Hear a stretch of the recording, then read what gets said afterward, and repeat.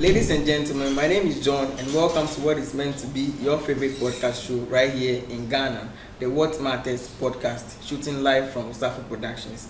Over here, we share with you nothing but opinions on topics taken from national issues, political issues, and all that. Anything you might think of, we give it to you over here.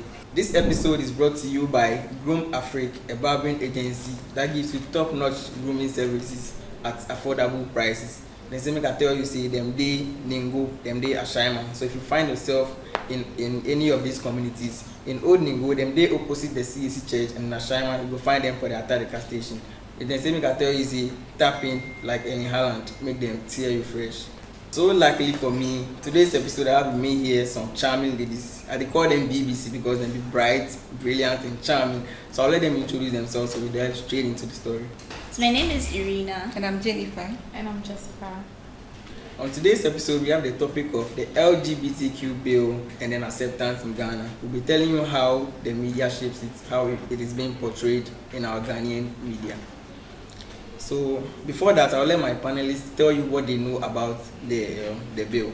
You know the bill is it comes in sectors, so they will tell you what's like the parts where they know inside. So we'll delve straight into it. You guys should tell me what you know about the bill. You know, with this LGBTQ plus thing, it's something that I find much interest in it. So I was very desperate to find out how the bill has been drafted so far. So out of my curiosity, I made a research and I realized that there are certain features that would actually contribute to this LGBTQ plus positively, especially to those that oppose this. And since I find myself in that position where I don't buy into such LGBTQ based on my personal reasons, I decided to find out what actually resonates with my interest. So based on that, I realized that one of the features that is so interesting is they've given us the power and then the right to bring out or expose anybody that finds his or herself in such LGBTQ. And then as I said, based on my religious background and how I was in the church, I never heard of anything and I would never find interest in something that would have to do with homosexuality or homosexual activities. So one of the features that I love so much is media restriction and also the duty of the citizens to report. So media restriction in the sense that anybody that is being caught promoting this LGBTQ plus or something, they are going to find them or they are going to be, their media space is going to be banned because they are going contrary to what the bill is actually imbibing to us. And also we the citizens too, we have to feel confidence enough because the bill has to do with our interests. And that it has given us the power to voice out or expose any person that finds his or herself in such society. So I think this is one of the interesting aspects that I love since I am a citizen of Ghana and then this right actually relates with me. And then also with that one, right? I want us to understand that. Do you think like reporting that? Do you think it will be possible? Because when it comes to these normal crime scenes, that normal crimes and all that has already been passed into a law. That is what the Ghanaian law punishes. So all those ones, even with that one, we are not able to go and report those ones to the police or any other authority. Because right now, if you see someone stealing anything right now, the only thing you are going to do is maybe if the person is related to you, you let the person know. Sometimes some people even ignore it. So like, I think it's going to be hard because even with the normal criminal acts, we are not able to report them. But then this LGBTQ thing that people are even making it look like they don't care about it and all that. Oh, as I said, since the government are taking or making an effort to draft something that would encourage us to rebuke anybody that promotes the LGBTQ plus, I think it will be workable because we are under law, we are being regulated by law. And then you know this crime waves and all that. It's hardly would you see somebody exposing a citizen in Ghana who has committed a crime or something. If only you are being caught in the act or if only you are being seen doing such a thing, why wouldn't you expose the person? I'll have that confidence to expose the person. Exactly. And then, you know, we are being encompassed with systems and structures. And this parliamentarian has done so much that they've given us that power, they've given us that encouragement to come up anytime we see somebody or anytime we come across anybody that falls into herself in this homosexuality or homosexual activity. So I think it's workable if we take it to ourselves that yes, I'm a concerned citizen of Ghana and this actually doesn't resonate with my belief system. So why won't I do something to support it? Well, this brings me to another aspect called support and promotion. Any individual caught in the act, any individual caught supporting and this LGBTQ, promoting, encouraging, and then funding can face like 5 years imprisonment. And the court defines promotion in the sense of participating globally, campaigning, for their rights, and let's say you organize a meeting for them. You create page on social media trying to advertise the benefits they get from LGBTQ, and I think it's something I'm rooting for because 5 years imprisonment will deter the others from engaging in such immoral acts. Then with that one, the 5 years imprisonment, I want us to understand that. I want us to understand whether the 5 years imprisonment that a person will be, like, how would that one shape the person? How will it prevent the person from going into the act again?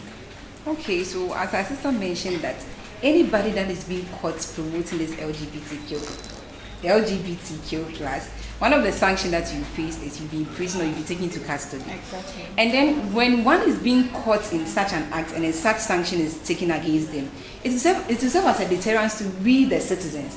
So if you are somebody who find yourself in such society, you'll be like, oh, if I do this very thing, this is the sanction that is ahead of me. So why won't I back off? So when they say that the governments are very serious or the legal authorities are very serious with the sanctions or punishment that comes with you finding yourself in such society, definitely it would discourage them. It wouldn't be something instantly. It would be a gradual process. So when they say that they are being serious, let's say they've imprisoned about 2 to 3 people that are being caught as a victim or as a participant of such society. Definitely those who are emerging or those who are being influenced gradually will be like, this person is actually influencing me to find myself in such society. And that very person has been imprisoned. Why would I buy into such society while they've been in prison? Whilst I know that such punishment is available for me. Whilst they know that such punishment is there for me anytime I find myself in such society. So I'll do what? I'll back off. In your rational sense, I don't think you find yourself in such society when you know that there is punishment awaiting you. Even if you don't want to stop it, you would do it low key because you don't want to be caught and then be imprisoned. So this is not when you start to how do you call it? This punishment is not going to allow people come out and advertise it and drag others into. That's true. And so with the low key thing that you said, right? I was about to even say it because right now when I see that someone that influences me to do such a thing is being imprisoned, and then I get that fear in me, like Jennifer said, I would right now start doing it, but I will not. I might be doing it still, but I will not show it. I will be doing it in the dark or something. Exactly. So right now, are we still what have we done about the situation? We've made the person hide about it, and then the person is still doing it. Yes, it's better than to drag others into such immoral acts. So right now, I think that becomes the responsibilities of the people close to them. That's true. That becomes the responsibilities of the people close to them to tell them, to help. It's not to report them, but to help them with other ways that they can be able to stop all those things. That's true. Humans make their mind, and then it's their mind. I'm not sure they are ready to change. Oh yeah. So Irina, can you please tell us what you also know about the bill? The bill. So there's a section of the bill that I do know that public display of affection. So let's say you, for instance, and your fellow man, you're working in public, having a normal day. Let me clear this one right. Let me clear this one right. The kind of portfolio I've built for myself, I don't expect you to be using me as that. Like you're actually making a scenario. Don't use Okay. Sorry. I'm sorry. I'm very, very sorry. Sorry. Big man like me with my muscles like this, I should go and Do you know that muscular men? They are men who go to the gym, but they are Be there. So I'm not that person. You know me, so I don't expect you to be telling me. It's just sorry. So let's say we see 2 men working in public. Normally, men do not hold hands when they are working, but one is all girly and loved up against the other. You're like, hey, what's going on over here? Mind you, they are not siblings. Mind you, they are not young. They are old, like in their mid-30s or something. They see one holding like a Birkin bag or something. then the other one is holding the other one's hand and they're about to cross the road. You need to be like, what's wrong with these two people? Are you not men? So yeah, that public display of affection can let you know that, oh, these two identify as gays. And even with that, the bill says that we have the right to report them because they are openly displaying what they identify as. So it's as easy, like it makes us identify them easily and make sure that they spend 3 to 5 years in jail. Yeah. Exactly. Thank you guys. So now we'll be asking ourselves some questions and then we'll try answering them. We'll try our possible best to discuss with you what goes into those things and then what it entails. So my first question for us today is that how do we see gender and sexuality being portrayed in such discussions? Like when we see people talk about this LGBTQ society and all that, the way gender and then sexuality is being portrayed in it, how do we see gender and then sexuality in it? All right, this is a very important question. And I think with this aspect, the media has played a very imperative role in it. In a sense that now it has given the opportunity and the privilege to the leaders, especially the religious leaders, the gender advocates, and other relevant leaders that can contribute to the LGBTQ plus society, or that can contribute to the bill of LGBTQ plus. So with these religious leaders, most of them have this digital space, okay? So they come up to share their belief system and what the scripture is actually saying about this LGBTQ thing, LGBTQ plus thing.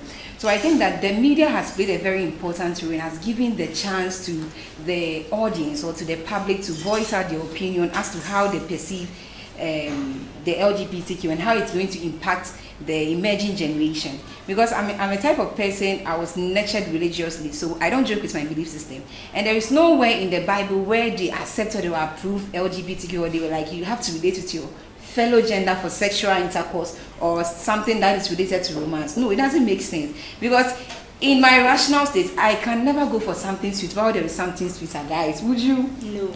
I would never go for it because there is something sweeter than sweet. You know, we are all products of a sexual intercourse between our parents, okay? And it was never done by their fellow gender. It was opposite gender. That's why I have a mother and a father.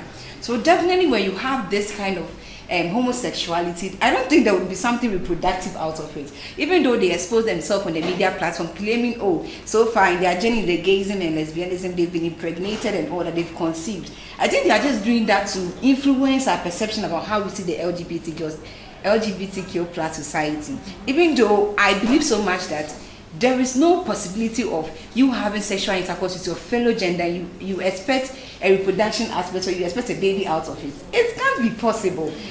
The last time I made a research and I was like, is it possible for gays to conceive after they have a sexual intercourse, especially when it comes to the homosexuality society?